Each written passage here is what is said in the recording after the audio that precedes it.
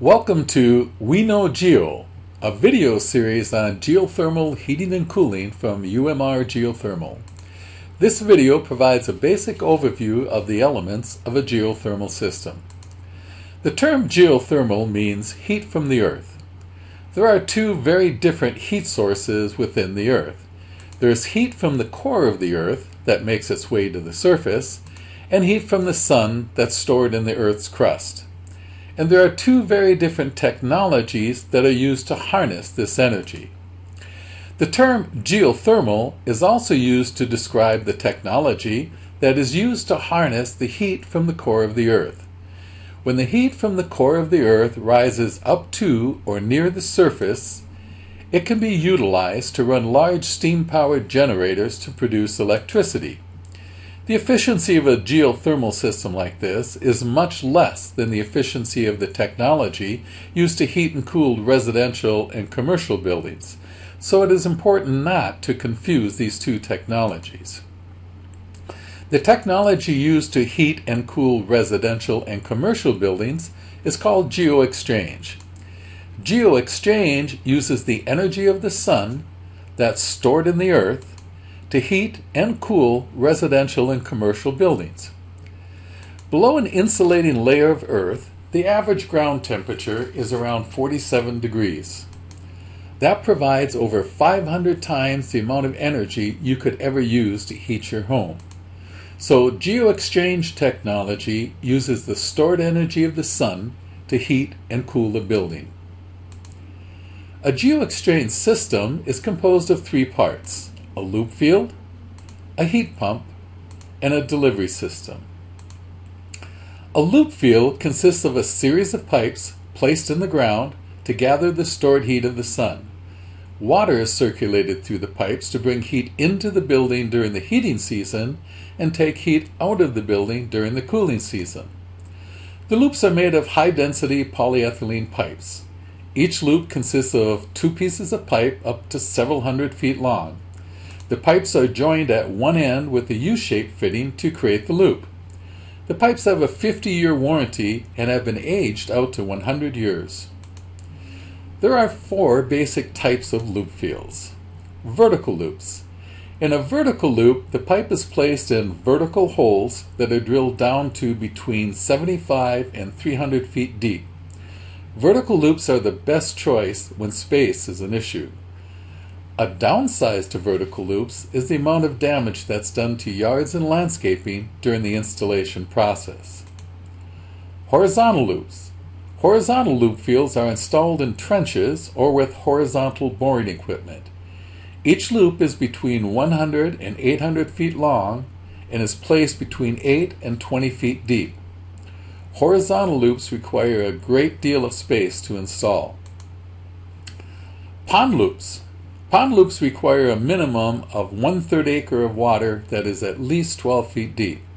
And in most areas they cannot be installed in public waters, so they are typically installed when a private pond is available. There's also an open loop system that uses well water instead of a loop. This is often referred to as a pump and dump because the water is pumped out of the well and dumped into another body of water. These systems typically require water use permits from the DNR and are strongly discouraged by both state and public agencies because of their high water usage. An average home could use 1 million to 1.5 million gallons of water on an annual basis. How many loops are required to heat and cool a building? The number of loops required depends on the BTUs that are required to heat the building. The larger the building, the more loops that are required. The average mid-size home will take 3 to 6 loops. The number of loops also depends on the thermal conductivity of the soil. Thermal conductivity is the property of a material to conduct heat. Ground with high thermal conductivity, such as wet sand or saturated clay, provides more energy for the same size loop field than low thermal conductivity ground, such as dry sand or gravel. So a building in wet sand will require a smaller loop field than a building in dry sand or gravel. Which loop field is best? The selection of the loop field is driven by three factors. Space. When space is very limited, a vertically drilled loop field is often the only option. Thermal conductivity. The thermal conductivity of the soil often decides which system is best. If the soil has dry sand at the depth of a horizontal loop field, for example, then a vertical loop that reaches down into the groundwater would be the better choice. Costs. All other things being equal, cost is typically the deciding factor. Vertical systems are the most expensive to install. Horizontal loop fields are less expensive but require more space. Pond loops and pump and dumps have the least excavation involved, so they're the least expensive. The second element of a geoexchange system is a heat pump. A heat pump uses a combination of refrigerant and pressure to move heat from one place to another. A geoexchange system uses a ground source heat pump to move heat back and forth between the ground and the building. In the winter, the heat pump removes heat from the loop field, raises it to 130 degrees, and delivers it to the building. In the summer, the heat pump reverses. It moves the heat out of the house and into the loop field, where it is absorbed by the ground. It is this exchange of heat between the building and the ground that gives Geoexchange its name. The final element in the Geoexchange system is a delivery system. The most common delivery system is forced air that uses ductwork to move the heat and cool throughout the house. The heat pump uses water to bring the heat in from the loop field and air to deliver the heat through the home, so these systems are referred to as water-to-air systems. In-flow radiant creates one of the most comfortable distribution systems for heating and cooling, and heat pumps provide the most efficient and effective way of supplying heat to these systems. The heat pump uses water to bring heat in from the loop field and water to deliver the heat throughout the building, so these systems are referred to as water-to-water. A few final points. Geothermal is designed to run in stages so that it creates a constant and even temperature throughout the house. That is why 95% of the people surveyed in a poll conducted by utility companies said they would recommend Geoexchange to family and friends. Proven technology. High-density polyethylene pipes are commonly used in city sewers and water systems.